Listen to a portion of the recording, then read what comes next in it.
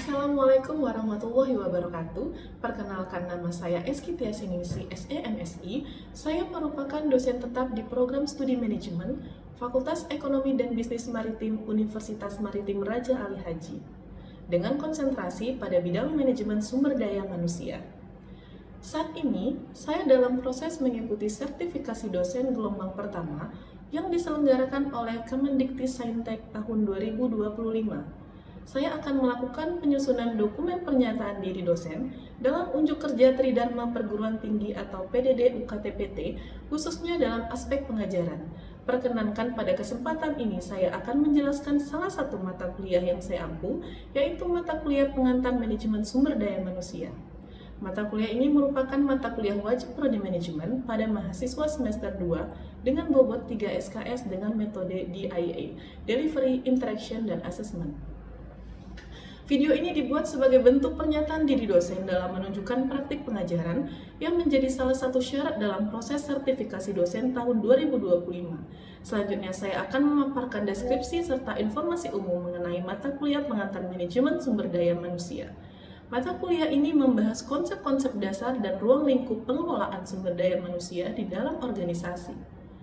Mahasiswa akan diajak untuk memahami prinsip-prinsip dasar manajemen sumber daya manusia serta praktik-praktik yang relevan dalam konteks organisasi modern.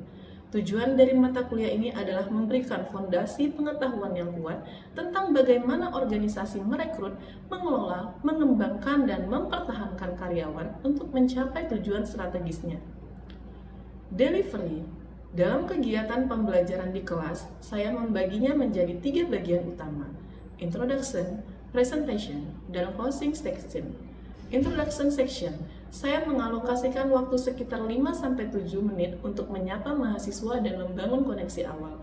Hal ini penting untuk menciptakan suasana belajar yang nyaman dan kondusif. Presentation Section, materi disampaikan menggunakan bahan tayang seperti PowerPoint dan video pembelajaran, serta dilengkapi dengan referensi buku teks dan jurnal ilmiah yang relevan dengan topik yang sedang dibahas. Closing Section, bagian ini mahasiswa diminta untuk merangkum materi sebagai bentuk refleksi dan pemahaman. Saya juga menjelaskan tugas lanjutan atau materi pertemuan berikutnya. Interaksi saya dengan mahasiswa dilakukan baik di dalam maupun di luar kelas, menggunakan berbagai metode seperti diskusi kelas, tanya jawab langsung, sharing session, pemanfaatan media digital seperti WhatsApp Group dan Google Classroom. Asesmen. Dalam menilai proses dan hasil belajar mahasiswa, saya menerapkan Assessment of Learning, penilaian sumatif melalui ujian akhir semester, Assessment for Learning, penilaian formatif melalui tugas individu, tugas kelompok, serta partisipasi diskusi. Untuk penilaian sikap, saya menggunakan teknik observasi, sedangkan untuk penilaian pengetahuan dan keterampilan, saya menggunakan participation, oral test, dan performance written test. Semua penilaian saya lakukan dengan menggunakan instrumen berupa rubrik penilaian. Bahan kajian pada mata kuliah pengantar manajemen sumber daya manusia meliputi konsep dasar manajemen sumber daya manusia, konsep dasar manajemen bakat, analisis pekerjaan, perencanaan sumber daya manusia dan rekrutmen, seleksi karyawan, teknik wawancara, pelatihan dan pengembangan sumber daya manusia, penilaian kinerja karyawan, retensi, keterlibatan dan karir karyawan, kompensasi dan imbal jasa, peran teknologi dalam manajemen sumber daya manusia, manajemen sumber daya manusia internasional, isu dan tren terkini dalam sumber daya manusia. Saya menggunakan berbagai buku ajar dan referensi yang relevan, termasuk karya dosen pengampu lainnya yang telah disusun dan dikembangkan secara kolektif. Selanjutnya, saya akan menampilkan proses pembelajaran micro-teaching secara luring untuk mata kuliah pengantar manajemen sumber daya manusia yang saya ajar. Selamat menyaksikan. Assalamualaikum warahmatullahi wabarakatuh. Waalaikumsalam warahmatullahi wabarakatuh. Selamat pagi dan salam sejahtera untuk kita semua. Pagi Bu. Apa kabar teman-teman semuanya? Alhamdulillah. Oke, hari ini kita masuk pada pertemuan ke berapa teman-teman? 10. Ke-10. Oke, pertemuan ke-10 dengan materi apa? Retensi Retensi karyawan. Oke, jadi sebelum masuk ke materi retensi karyawan, kita akan membahas sedikit dulu tentang materi minggu lalu. Tapi sebelum itu kita absen dulu ya teman-teman ya. Ibu absen dulu sebentar. Muhammad Radit, Ibu. Yuda Prasetya Nugraha, Leonardo, Ibu. Holistia Dirti, Amelia Bustani Riyadi, Audi Ramadhanisa, Salsabila Agustina Azhara.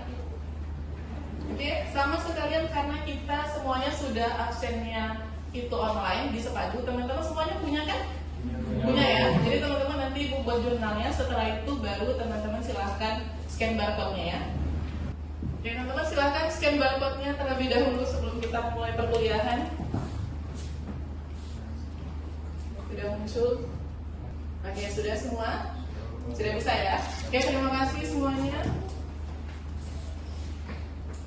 Oke, kita masuk ke materi minggu ini. Pertemuan kita 10. Mata kuliahnya mata kuliah apa teman-teman? Pengantar manajemen sumber daya manusia. Oke. Jadi sebelum kita bahas ini kita review dulu materi minggu lalu. Materi minggu lalu tentang, ada yang ingat materi minggu lalu itu apa? Penilaian kinerja organisasi. Oke. Ada berapa penilaian kinerja organisasi yang teman-teman tahu? Silahkan, ada yang tahu berapa penilaian kinerja teman-teman? Dua, apa aja? 360 derajat sama KPI. 360 derajat sama KPI. Oke.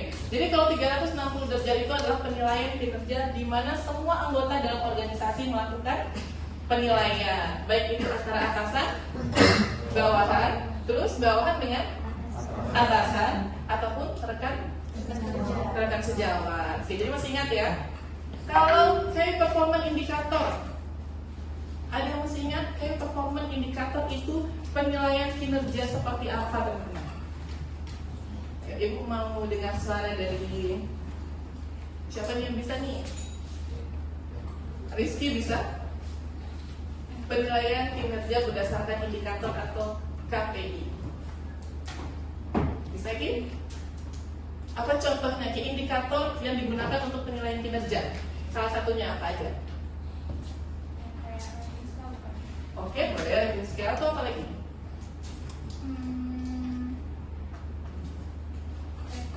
Oke, metode checklist. Terus? Ada observasi.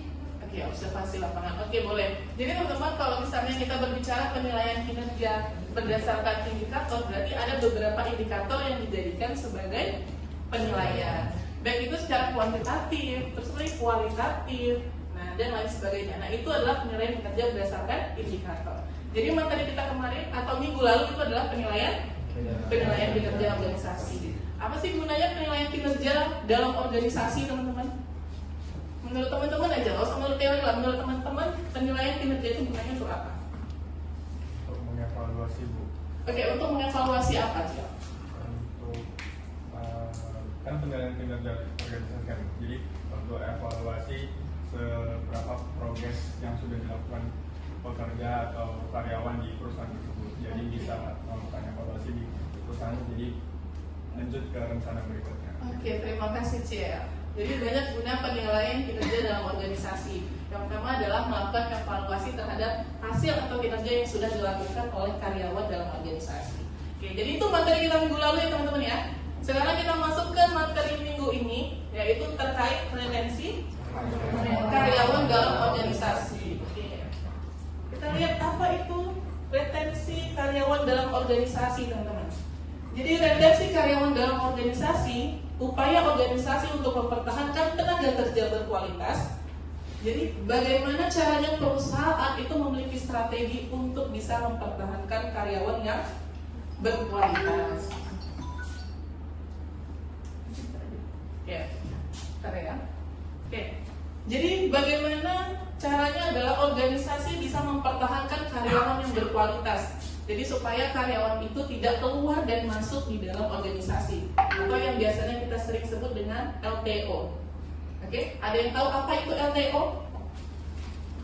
Ada yang tahu teman-teman apa itu LTO? Labor turnover atau tingkat perputaran karyawan dalam organisasi.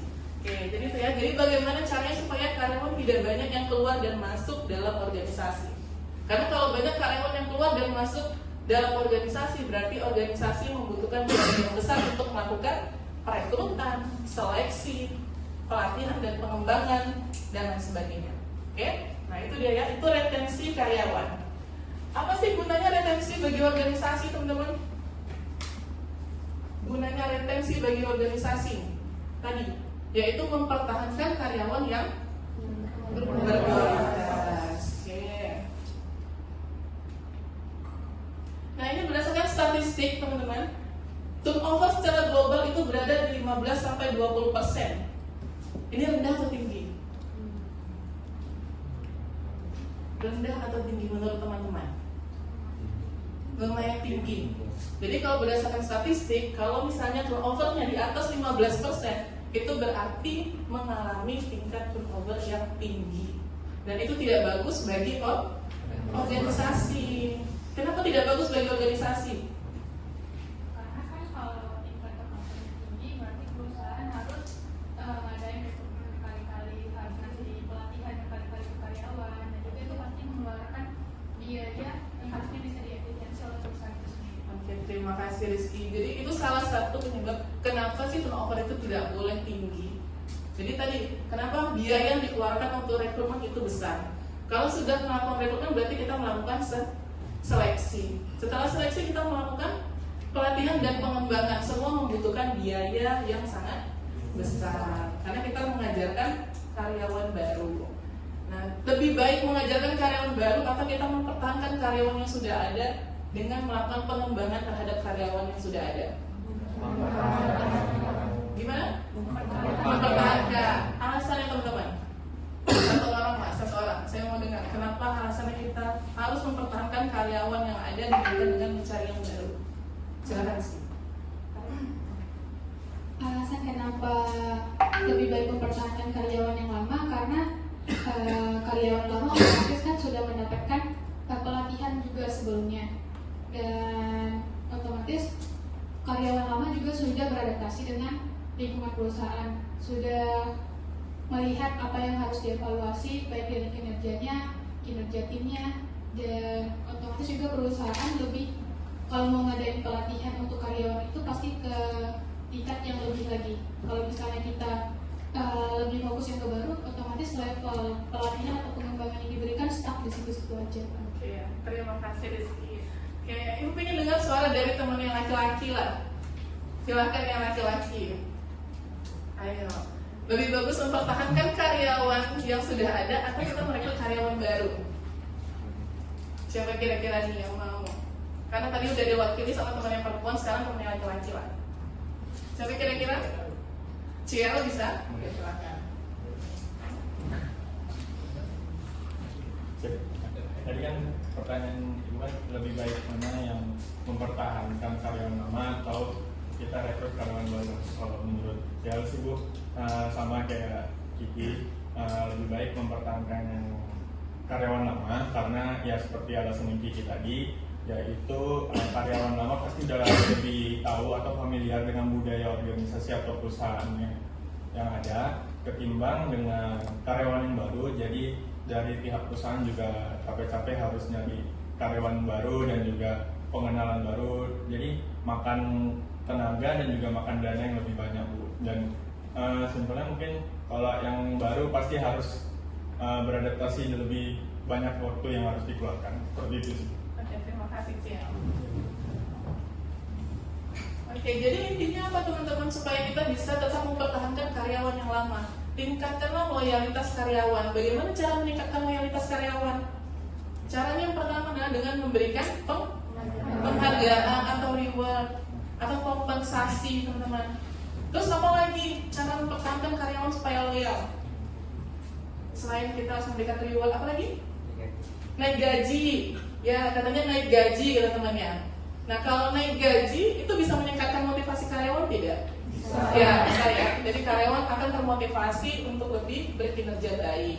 Oke, itu dia. Karena kalau karyawan sudah loyal, maka akan tercipta apa teman-teman? Komitmen karyawan berada di dalam organisasi. Jadi karyawan tidak akan keluar dan masuk dalam organisasi. Jadi tingkat LTO-nya menjadi rendah. Oke. Sekarang penyebab umum tingginya turnover. Apa tadi turnover, masih ingat?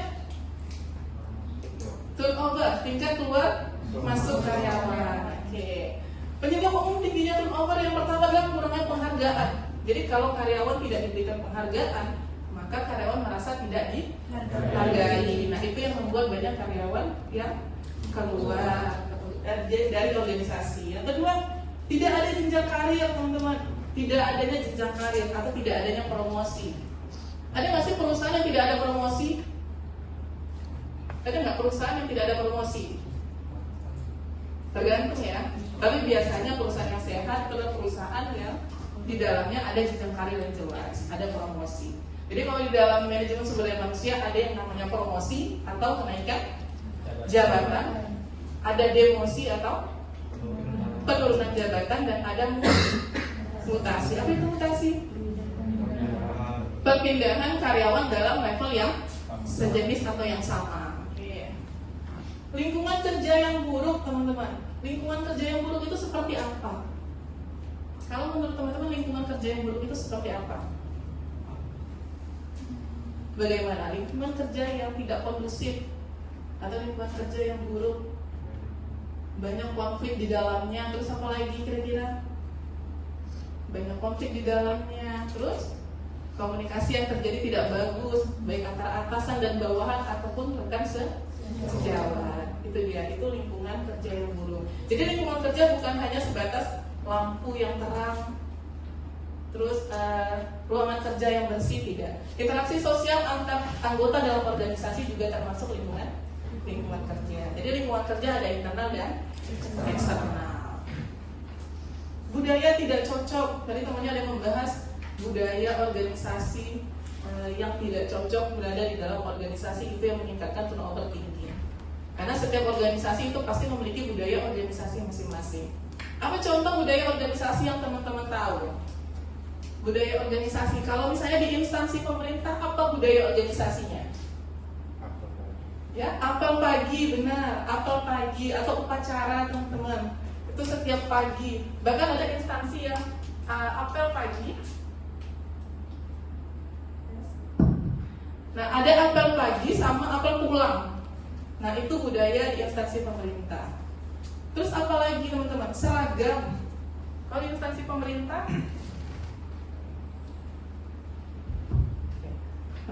nah, kalau di instansi pemerintah itu ada menggunakan seragam, ya. Nah, itu salah satu budayanya. Nah, itu dia ya, teman-teman.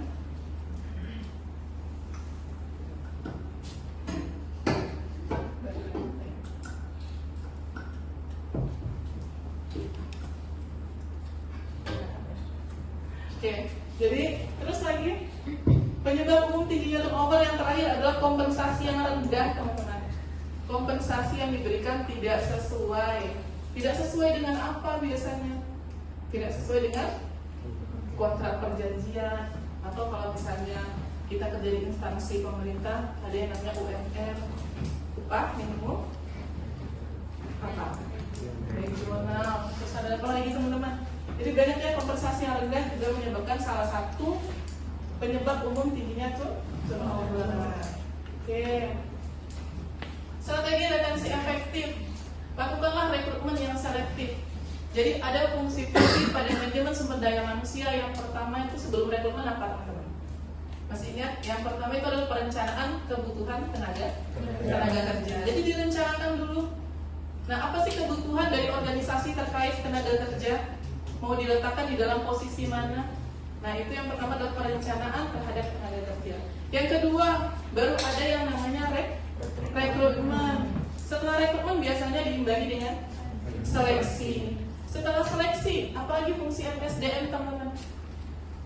Perencanaan tenaga kerja, rekrutmen, seleksi, adanya orientasi dan penempatan. Setelah orientasi dan penempatan, pelatihan dan pengembangan, apa lagi?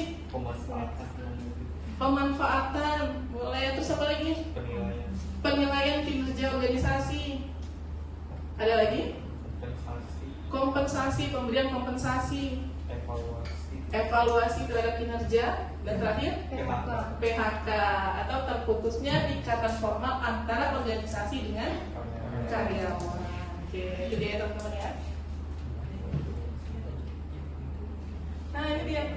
Bagaimana engagement. Bagaimana caranya menciptakan loyalitas dari karyawan tadi teman-teman? Selain meningkatkan gaji atau kompensasi, apa lagi? Selain meningkatkan gaji, menurut teman-teman apa? Meningkatkan kompensasi. Kompensasi itu bukan hanya gaji ya. Ada yang masih ingat kompensasi itu terbagi menjadi berapa teman-teman? Dua. Ada yang namanya kompensasi finansial dan non finansial. Kalau kompensasi finansial itu apa aja? Gaji, upah, insentif, sudah, bonus. Kalau non finansial, kenaikan jabatan atau promosi jabatan, apalagi? Lingkungan kerja yang kondusif, beasiswa, terus adanya jaminan. Nah sekarang tadi kita udah membahas bagaimana sih caranya supaya organisasi itu menciptakan retensi atau bagaimana menciptakan strategi retensi karyawan. Nah di sini Bu ada kasus, kita diskusi ya teman-teman ya. Kita diskusi mungkin bisa satu kelompok itu 3 orang, jadi sebelah aja. Ya 3 orang sebelah aja kita selesaikan kasus. Jadi ada kasus teman-teman. Jelaskan masing-masing retensi karyawan yang sudah dilakukan oleh perusahaan Google dan Unilever. Nanti ada kasusnya, nanti kita cari permasalahannya apa, solusinya seperti apa, dan bagaimana supaya perusahaan ini tetap bisa mempertahankan karyawan berada di dalam organisasi. Oke, kita bentuk dulu kelompoknya ya, 3 orang aja, kanan kiri aja.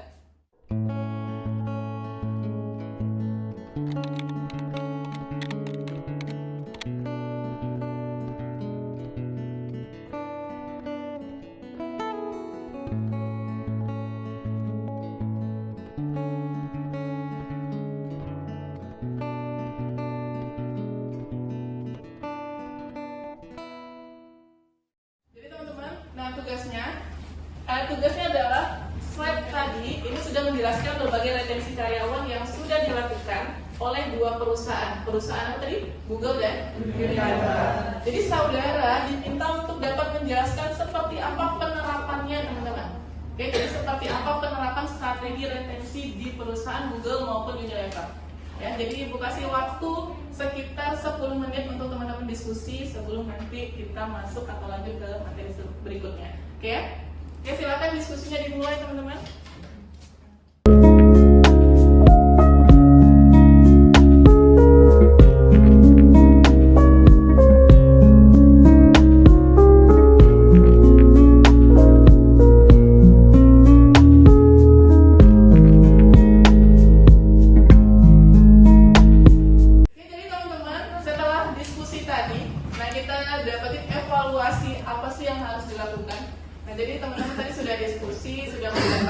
Bagaimana permasalahan yang terjadi, terus solusinya seperti apa, strategi retensi yang diterapkan seperti apa, semuanya kan sudah kita bahas di diskusi tadi.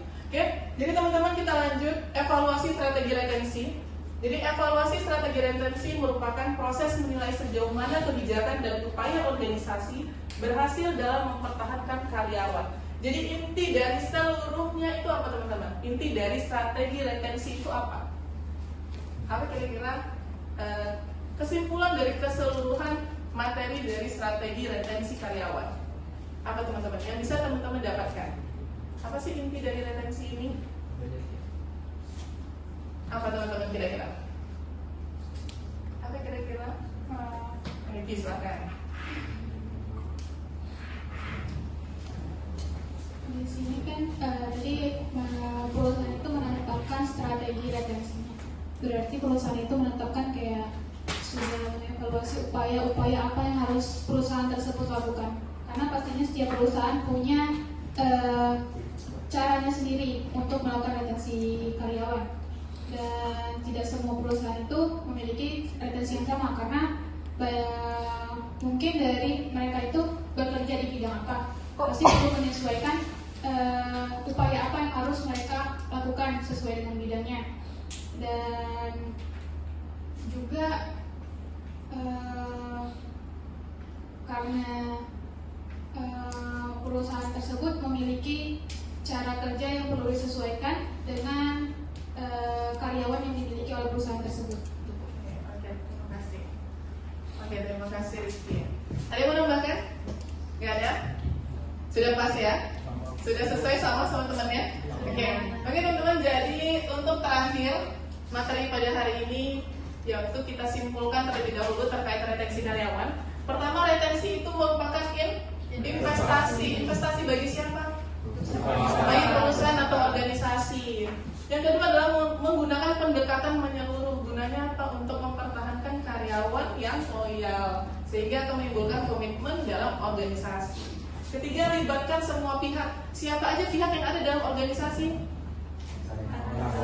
Atasan, bawahan, atau semua sumber daya yang ada di dalam organisasi. Oke, jadi retensi bukan hanya tugas dari HR, tetapi tanggung jawab kolektif seluruh organisasi untuk menciptakan lingkungan kerja yang mendukung dan berkembang. Tujuannya adalah supaya organisasi dapat mencapai tujuan. Apa tujuan dari organisasi? Efektif dan efisien. Oke, terima kasih teman-teman. Ada pertanyaan sampai sini? Oke, ada, silakan.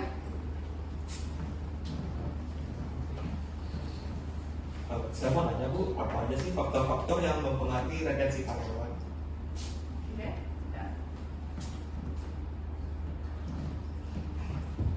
Oke, jadi teman-teman, faktor-faktor yang mempengaruhi retensi karyawan. Yang pertama, apa sih faktor yang membuat seseorang karyawan itu bertahan dalam organisasi? Adanya kompensasi yang jelas, teman-teman. Adanya kompensasi yang jelas, baik kompensasi secara finansial maupun non finansial.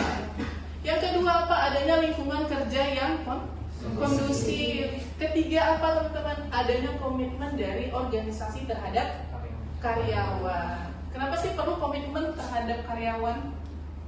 Apa gunanya, teman-teman? Organisasi itu harus komit terhadap karyawan supaya karyawan apa? Menjadi nyaman, loyal, berada di dalam organisasi sehingga tadi labor turnover-nya menjadi berkurang. Oke, jadi itu ya, Leo. Oke, ada berapa tadi faktor-faktornya, teman-teman? 3. Yang pertama, adanya kompensasi ya jelas. Yang kedua, lingkungan kerja yang kondusif. Yang ketiga, komitmen organisasi. Oke, ada lagi pertanyaan? Oke, silakan. Kalau seandainya Bu dalam suatu perusahaan itu dia sudah menetapkan gaji dan juga gaji yang setimpal lah dengan kinerja karyawan, tetapi perusahaan tersebut masih mengalami tingkat turnover yang lumayan tinggi. Mungkin misalnya karena disebabkan perusahaan tersebut merasa tidak dapat berkembang di perusahaan tersebut. Mungkin bagaimana Bu caranya perusahaan itu tetap dapat melakukan retensi dengan baik gitu, agar mengurangkan tingkat turnover di perusahaan tersebut. Kalau dia kaitannya dengan kompensasi, jadi kompensasi yang diberikan itu belum sesuai dengan karyawan. Sudah, cuman karyawan itu permasalahannya merasa dia tidak dapat berkembang dengan baik di perusahaan tersebut. Oke, jadi gini, kalau misalnya misalnya karyawan itu merasa belum bisa berkembang dengan baik di perusahaan, harusnya adalah strategi yang digunakan perusahaan adalah meningkatkan pelatihan dan pengembangan dan meningkatkan kejelasan terhadap apa, teman-teman? Terhadap jenjang karir yang jelas supaya karyawan itu bisa bertahan di dalam organisasi.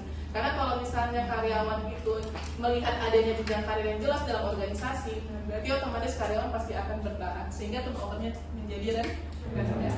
Oke, ada lagi nggak ada? Sudah? Oke, sudah selesai ya semuanya. Jadi untuk hari ini teman-teman materi kita terkait strategi retensi karyawan itu sudah selesai.